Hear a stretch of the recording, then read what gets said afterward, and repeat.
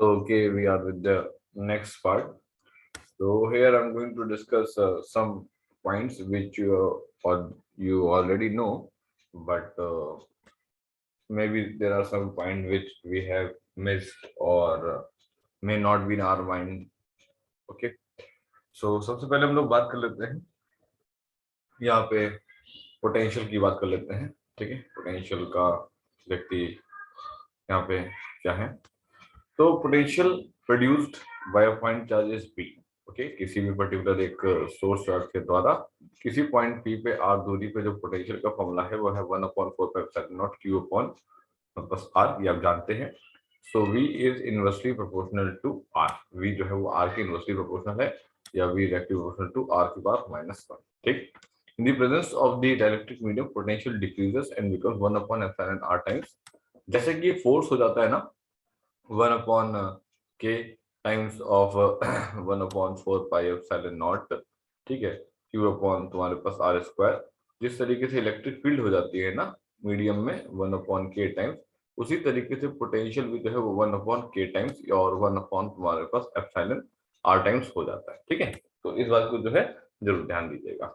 अच्छा, नेक्स्ट बात हम लोग यहाँ पे करते हैं कि इन the presence of the dielectric medium potential decreases. जैसा कि मैंने आपको बताया कि अगर मीडियम आ जाएगा तो मीडियम में के की वैल्यू तो 1 से ज्यादा ही होगी, तो पोटेंशियल जो है वो घटेगा। ठीक है, अच्छा, नेक्स्ट बात आती है as field as electric field is conservative, as electric field is conservative work done and hence potential difference between the two points is path dependent independent, right.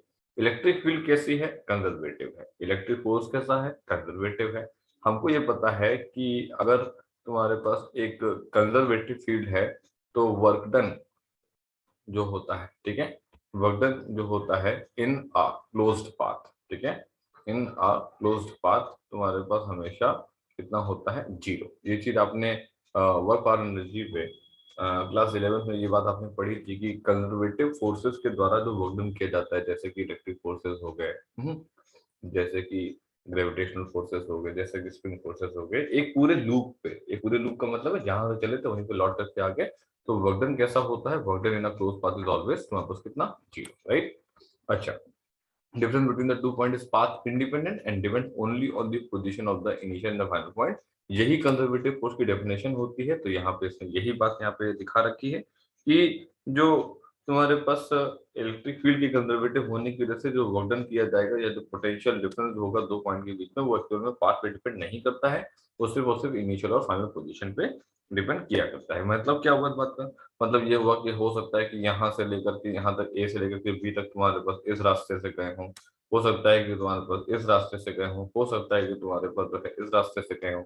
ठीक है, W1 इसका वर्क डन है, W2 इसका work done है, W3 इसका work done है, तो W1 is equals to तुम्हारे पास W2 is equals to W3। इसका मतलब है VB माइनस VA तुम्हारे पास सेम रहेगा, चाहे पार्ट 1 ले, चाहे पार्ट 2 ले, चाहे पार्ट 3 ले, कोई भी पार्ट क्यों ना ले।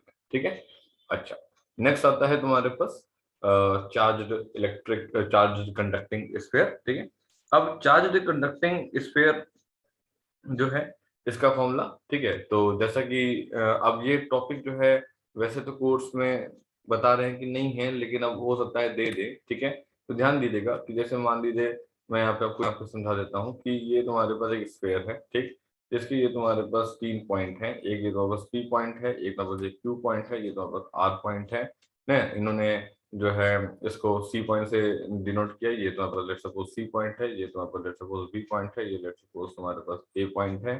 ठीक है, तो इस जगह पे जो पोटेंशियल होता है ना वो होता है 1/4 पाई तुम्हारे पास एप्सिलॉन नॉट Q अपॉन तुम्हारे पास स्मॉल r होता है। ये स्मॉल r तुम्हारे पास जो है greater than radius of the shell से ज्यादा तुम्हारे पास होता है।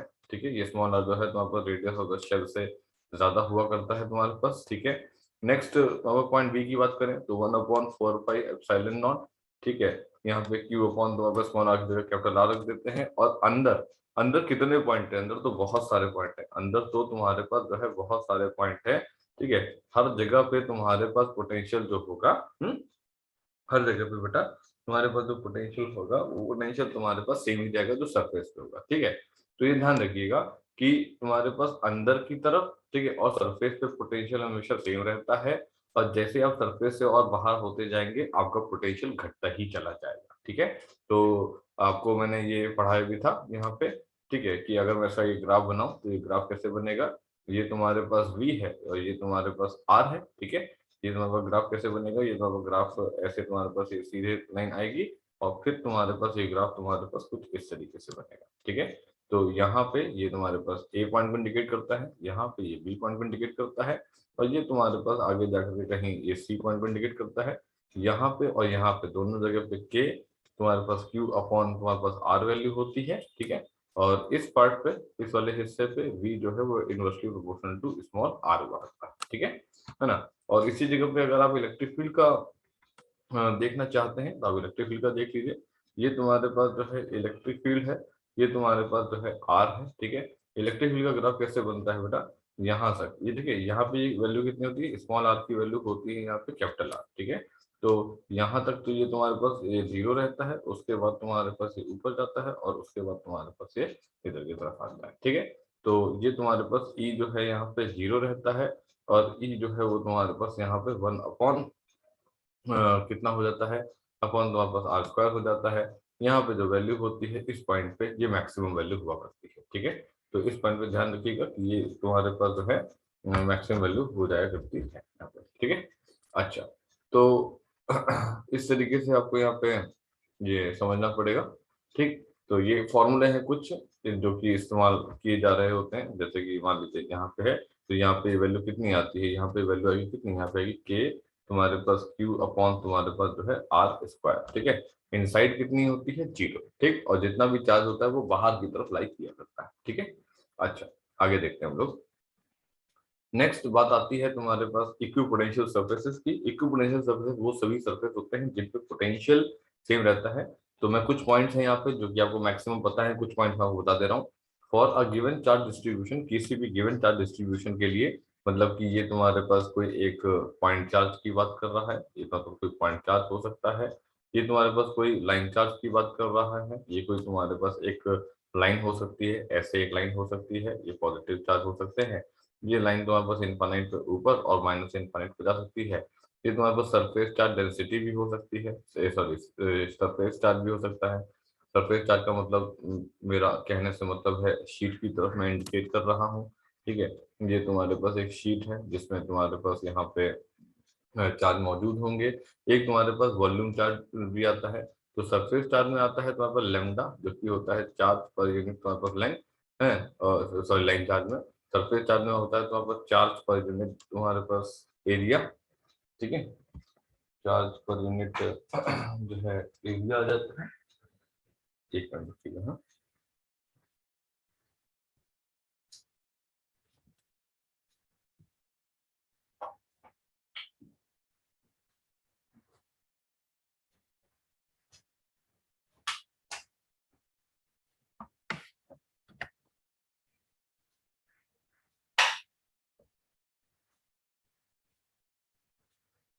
सरफेस चार्ज का आपका आ जाता है चार्ज पर यूनिट तुम्हारे पास एरिया आ जाता है। ठीक है, और एक आता है तुम्हारे पास रो, इसमें होता है चार्ज पर यूनिट तुम्हारे पास जो है वॉल्यूम आ जाता है, जो होता है volume charge density. Volume charge density question आपके में थोड़ा कम आते हैं। ठीक है ना, तो मेनली लाइन पॉइंट चार्ज के क्वेश्चन आ सकते हैं, लाइन चार्ज के क्वेश्चन आ सकते हैं, सरफेस चार्ज के क्वेश्चन आ सकते हैं। ठीक है, अच्छा, द प्लेन और the surface corresponding to the locus of all points, ये तो डेफिनेशन दे रखी है। ठीक है, ये आपको पता है। Equipotential surfaces can never cross each other. ठीक है, ये एक इंपॉर्टेंट पॉइंट है, क्योंकि आप लोगों को थ्योरेटिकल पोर्शन में थोड़ा सा ज्यादा दिक्कत आ रहा है, तो इसलिए मैं थ्योरेटिकली चीजों को ज्यादा डिस्कस कर रहा हूँ। न्यूमेरिकल तो मैंने जितने बता दिए हैं वो मोर देन इनफ है, आप उसको कर लीजिए। ठीक है, आप आराम से उतना पार्ट कर ले जाने वाले हैं, कोई दिक्कत आएगी नहीं। तो equipotential surfaces can never cross each other, equipotential surface कभी भी क्रॉस नहीं करते हैं। ठीक है, otherwise potential at the point will have to values. अगर मान लो वो क्रॉस कर भी जाएंगे तो इक्विपोटेंशियल सर्फेस, तो क्रॉस करने का यह मतलब होता है कि एक ही पॉइंट पे पोटेंशियल की दो वैल्यूज होना, जो कि तुम्हारे पास पॉसिबल नहीं होती। ठीक है, equipotential surfaces are always perpendicular to the direction of the field. क्या मतलब हुआ इस बात का, देखो भाई ऐसा है, ये तुम्हारे पास इक्विपोटेंशियल सरफेस तुम्हारे पास कुछ इस तरीके से होते हैं। ठीक है, मैंने डायग्राम आपको बना करके पूरा सिखाया भी था। ठीक है, ये तुम्हारे पास इस तरीके से इक्विपोटेंशियल सरफेस होते हैं। ठीक, ये तुम्हारे पास पॉइंट चार्ज का जो इलेक्ट्रिक फील्ड लाइन है वो तुम्हारे पास इधर की तरफ होती है, ठीक है। और ये जो तुम्हारे पास एंगल है ना, ये एंगल तुम्हारे पास 90 डिग्री बनता है, ठीक। तो इक्विपोटेंशियल सरफेसेस जो होते हैं वो direction of the field line से हमेशा तुम्हारे पास जो है परपेंडिकुलर हुआ करते हैं, ठीक है। ये इंपॉर्टेंट पॉइंट है। If a charge is moved from one point to an another over an equipotential surface, then work done तुम्हारे पास जो है वो जीरो होता है, ठीक है। अच्छा, अब बात को समझिएगा कि मैं क्या बोल रहा हूँ कि अगर आप किसी भी एक पॉइंट ए से आप किसी भी दूसरे पॉइंट बी पे जा रहे हैं, तो हमको पता है कि वी ए की वैल्यू वी होगी, हमको पता है वीवी की वैल्यू वी होगी, तो डब्ल्यू इज इक्वल टू तुम्हारे पास Q naught V B minus तुम्हारे पास वी ए होगा, ठीक है। और Q naught V minus V, और तुम्हारे पास वोल्टन कितना आ जाएगा, जीरो। ये बात मैंने आपको पहले भी समझाई हुई है, ठीक है। अच्छा, और इसमें क्या,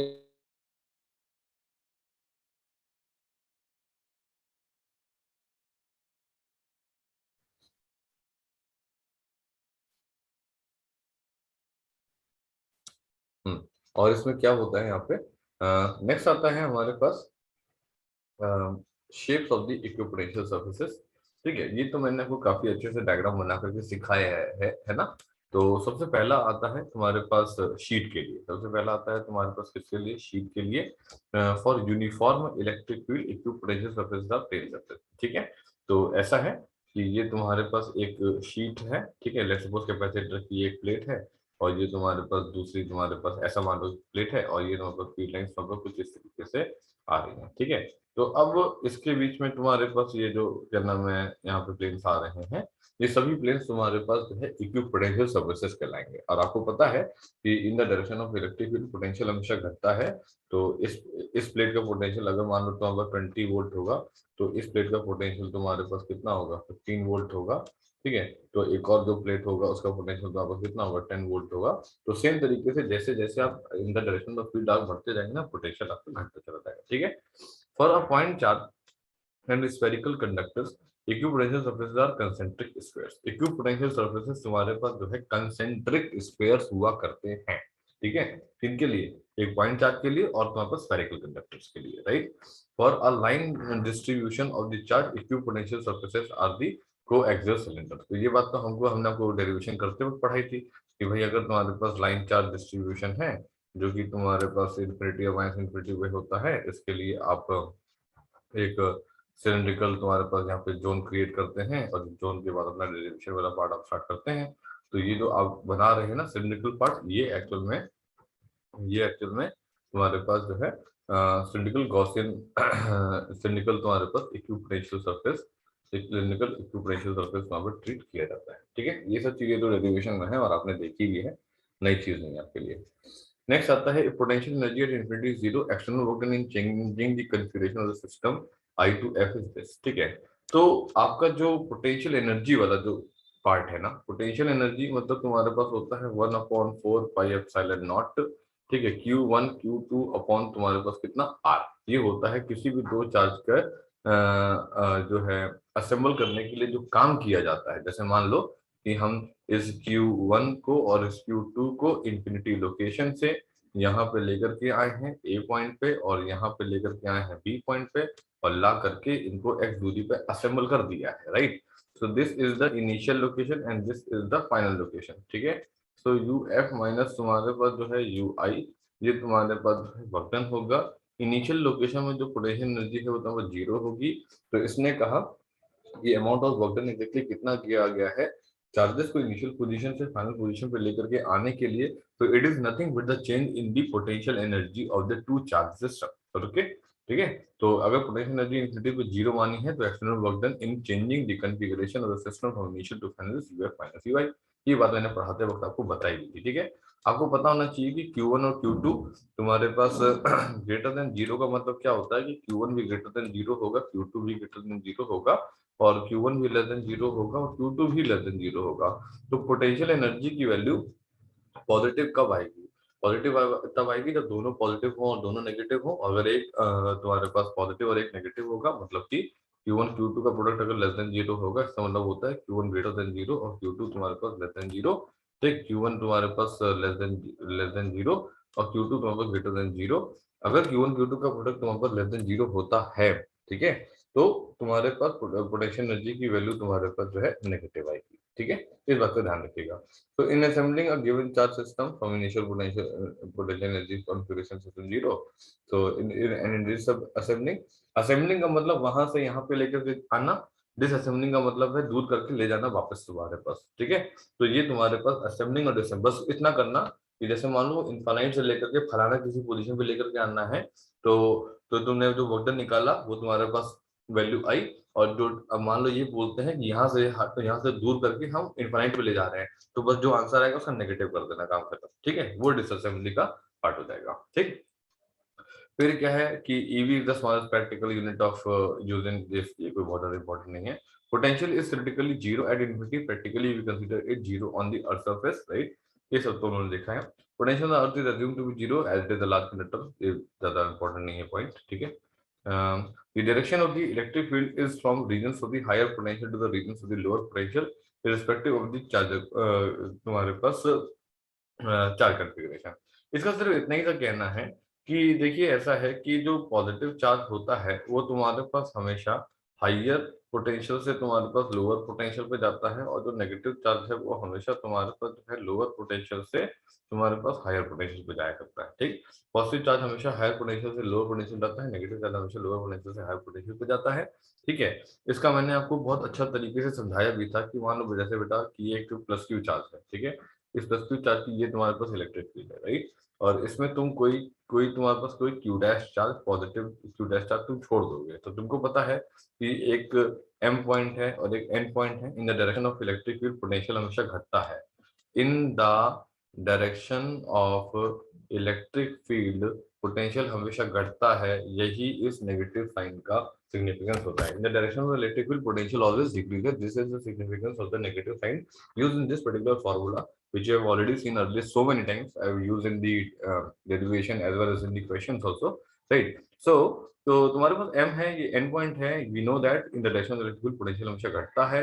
इसका मतलब है कि vn तुम्हारे पास vm से तुम्हारे पास कम होगा। ठीक है, और ये तुम्हारे पास क्यू डैश जो तुम्हारे पास चार्ज है, ठीक है, ये पॉजिटिव चार्ज है। अब सिंपल सी बात है, जैसे ही तुम्हारे पास आएगा पॉजिटिव चार्ज में इन the direction of electric field force लगता है, ये पॉजिटिव चार्ज इधर से इधर की तरफ दौड़ करके जाएगा। ठीक है, जैसे मान लो कि ये तुम्हारे पास ये एक नेगेटिव चार्ज होता, ठीक है, ये नेगेटिव चार्ज होता तो ये फील्ड लाइन तुम्हारे पास आती, मैं तुम्हारे पास ऊपर से एक पॉजिटिव चार्ज क्यू डैश छोड़ता, तो मुझे पता है कि मैं एक एम पॉइंट लेता और एक एन पॉइंट लेता, इन the direction of electric field potential हमेशा घटता है, तो Vm तुम्हारे पास Vn से तुम्हारे पास कम हो जाता। ठीक है, और पॉजिटिव चार्ज को तुम छोड़ते तो ये नेगेटिव चार्ज की जो इलेक्ट्रिक फील्ड है इलेक्ट्रिक धक्का देकर इसको इधर बुला लेती है। ठीक है, तो n यहाँ पे हायर पोटेंशियल पे है, m लोअर पोटेंशियल पे है।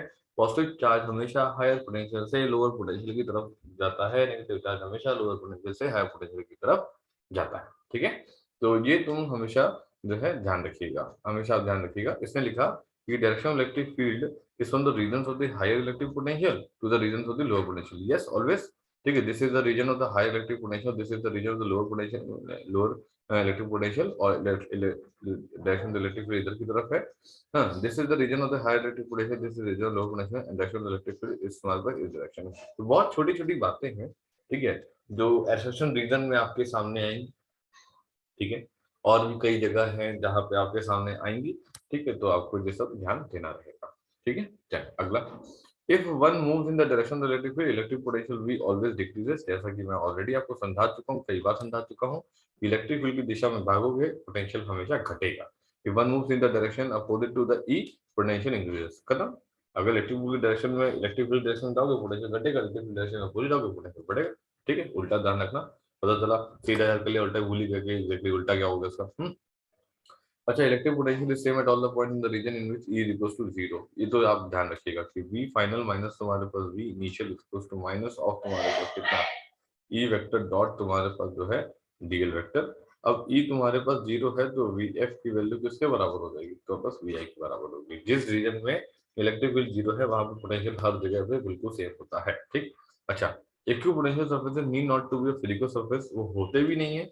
Any imaginary surface over which the electric field is perpendicular to it everywhere is called an equipotential surface. What does it mean?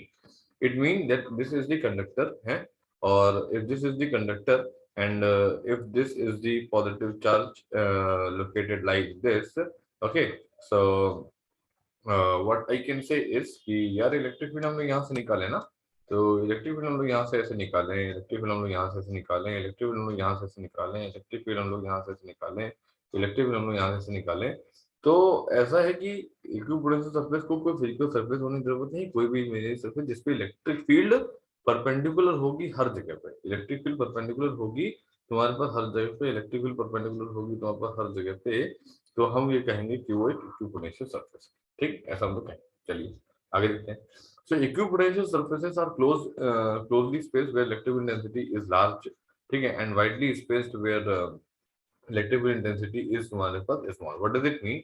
जैसे मान लो कि ये पॉइंट चार्ज तुम्हारे पास है, ठीक है, ये पॉइंट चार्ज है, तो इसकी वजह से ये तुम्हारे पास जो है फील्ड लाइंस तुम्हारे पास यहाँ पे जा रही है ना, तो यहाँ पे फील्ड तुम्हारे पास काफी क्या नाम है ज्यादा है, और यहाँ पे फील्ड तुम्हारे पास काफी कम है, राइट। सो इसने ये कहा कि इक्विपोटेंशियल सरफेस यहाँ पे क्लोज्ड होते हैं काफी, और यहाँ पे काफी तुम्हारे पास जो है अच्छी खासी स्पेसिंग में होते हैं। तो इक्विपोटेंशियल सरफेसेस जो है क्लोजली स्पेस्ड होते हैं, जहाँ पे electric field density stronger enough है, मजबूत इलेक्ट्रिक फील्ड है, और वाइडली स्पेस होते हैं जहाँ पे इलेक्ट्रिक फील्ड डेंसिटी स्मॉल है। ठीक, electric field must be zero with in an equipotential volume. जैसा कि मैंने बताया था कि इक्विपोटेंशियल वॉल्यूम का मतलब ये होता है कि इलेक्ट्रिक फील्ड तो अब पूरी तरीके से जीरो है, और हर एक पॉइंट पे पोटेंशियल जो है वो पूरी तरीके से क्या है, पूरी तरीके से सेम है। ठीक, different equipotential surface due to point charge whose potential differ by constant amount are not equi space. इसने क्या कहा? इसने कहा कि जो तुम्हारे पास पॉइंट चार्ज है जस्ट सपोज, ठीक है, तो इसने कहा कि अगर हमें डेल्टा वी, अगर हमें डेल्टा वी लेना है, मतलब इसके बीच में एक डेल्टा वी है, इसके बीच में डेल्टा वी है, इसके बीच में तो डेल्टा वी है, ठीक है, अगर सभी डेल्टा वी की वैल्यू सेम है तो इक्वली स्पेस नहीं होंगी। दैट मीन्स R2 माइनस तुम्हारे पास R1 किसी भी हाल में R3 माइनस तुम्हारे पास R2 के बराबर नहीं होगा, राइट। सो दिस इज तुम्हारे पास R1, दिस इज तुम्हारे पास R2, दिस इज तुम्हारे पास R3, दिस इज तुम्हारे पास R4, ठीक है। So R2 minus R1 is not equal to R3 minus R2, and delta V same है। अगर मान लो कि हमने 11 इक्विपोटेंशियल स्फीयर्स बनाए, and I have drawn all of them in such a way that the potential difference between the two equipotential surface is constantly same throughout all the equipotential surfaces, then the radius R2 minus R1 difference is not equal to R3 minus R2। ठीक है, ये बात मैंने prove भी कराई थी पढ़ाते वक्त, ठीक है। दो इक्विपोटेंशियल सरफेस नेवर इंटरसेक्ट, जैसा कि ये बात पहले भी हो चुकी है, when you place a charge conductor inside a hollow conductor and connect them by a conducting wire, the charge will completely transfer to the inner conductor to the outer conductor। ये बात थोड़ा सा अभी इसके लिए कंडीशंस काफी रहती हैं, तो ये आपको समझने के थोड़ा कॉन्सेप्ट चाहिएगा, ठीक। चल, तो ये तो हो गया पोटेंशियल वाला पार्ट, इसको आप देखिएगा, मैं अगला पार्ट आपको देता हूँ।